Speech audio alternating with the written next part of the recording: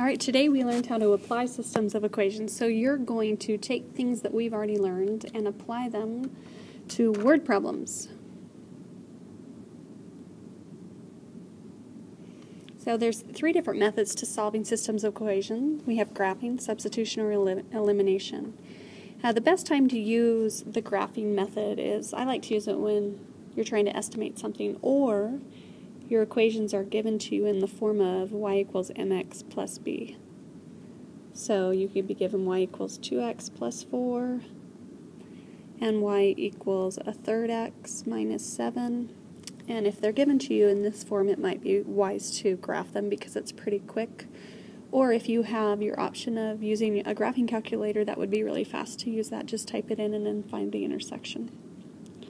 I like to use substitution if one of the variables in either equation has a coefficient of either a 1 or a negative 1, or if you're given a system where one of the variables is already isolated.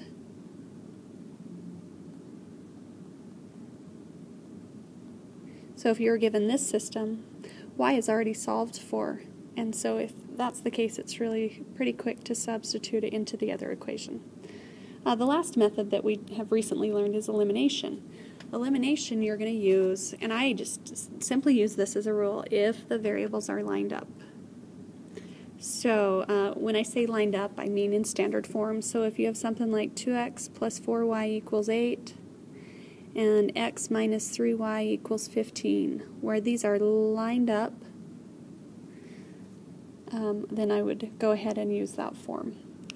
And then after that it just says, and one of the variables has the same or opposite coefficient, or you can easily create opposite coefficients by multiplication. But simply if the variables are lined up, I like to use the elimination method. Okay, so determine which method we would use to solve the system.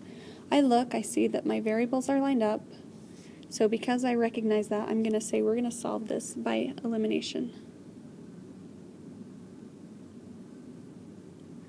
And then to solve this, we have to create opposite coefficients. I notice right here that these two are already opposites, but the coefficients aren't the same number. So what I'm going to do is I'll take the top equation and multiply it by 2 and distribute that 2 to everything. So it gives you 6x minus 8y equals negative 20. The second equation we don't have to change at all.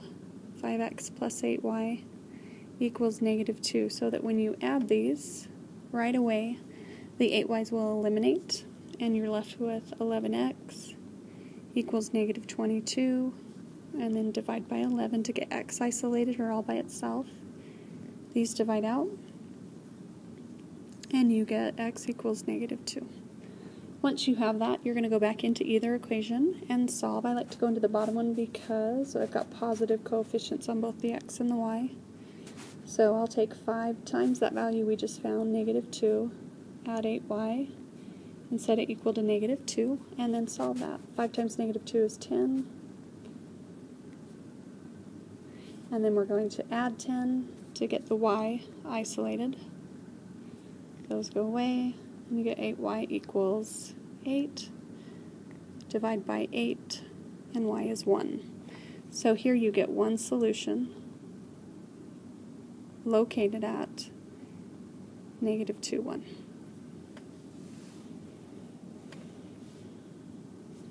Okay, our second form that we have here, y has been solved for. So because I have a variable all by itself, I'm going to use substitution.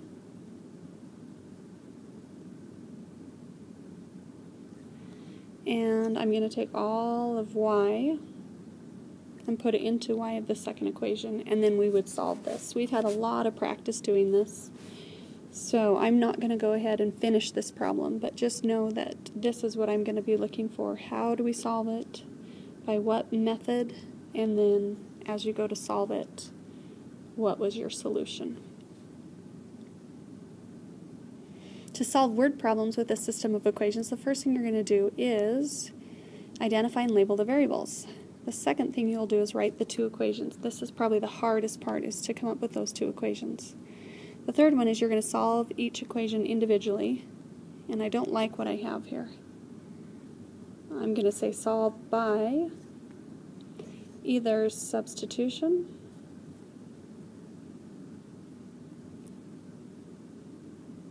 or by elimination.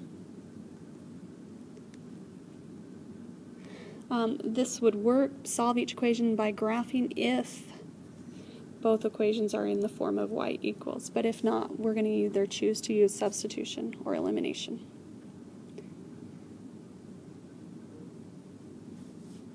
Okay, the fourth step, identify the solution. You're either going to have one solution, no solution, or infinite solutions. If it's infinite, you have the same line, no solution, parallel line, and if you get one solution, it means your two lines will intersect at some point, and that's what you're identifying as the point where they intersect. The last thing you're going to do is, because you're going to be working with word problems, you need to interpret the solution. What does it mean? So, our first example, we're actually not going to solve these, but we're going to practice setting them up. It says Ben has been saving nickels and dimes. He has 27 coins in all, and a total value of $1.95. How many nickels and how many dimes does he have? So the very first thing you're going to do is identify what you're solving for. We're going to say D is dimes, so we label our variables, and N equals nickels. And then the hard part is coming up with our two equations. We know that it says here he has 27 coins in all. Whenever they give you that, it's like giving you a total. So we have nickels and dimes, and there are 27 of them total. The last one says that their value is $1.95. So because we're talking about value, then you need to know what the value of a nickel is and what the value of a dime is. So we know that a nickel is 5 cents, so I write it as 0.05 N, and a dime is worth 10 cents, so 0.10 D equals $1.95. And then from here we've created our system, and we can solve that. I would probably choose to use elimination because my variables are lined up, and I would maybe multiply the top either by a negative 0.1, or if I wanted to eliminate these, but if I wanted to eliminate the ends, I would multiply by negative 0.05.